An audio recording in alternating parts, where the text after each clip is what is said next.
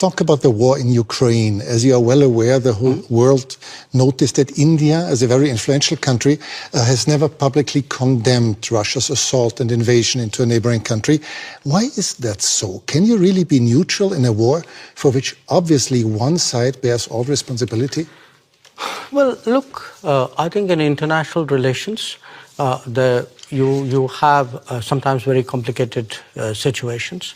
And where we are concerned, we have always taken the position that the way out is for the countries concerned to get back to dialogue and to diplomacy. I'll come to that soon, but is this a complicated situation? Is this really complicated? There's just one big country invading its neighbor. No, look, I can give you many instances of countries who have violated the sovereignty of another country. You know, if I were to ask where Europe stood on a lot of those, I'm afraid I'll get a long silence. So do understand one thing. At the end of the day, we make judgments in foreign policy based on what we think are our long-term interests and what is good for the world. But you and Prime Minister Modi have already said that regularly call on both sides to stop the war and to negotiate. However, can one really urge Ukraine to stop defending itself? After all, there are no Ukrainian tanks in Russia. There are Russian tanks and planes and missiles destroying Ukraine. I think that's a bit of a misrepresentation.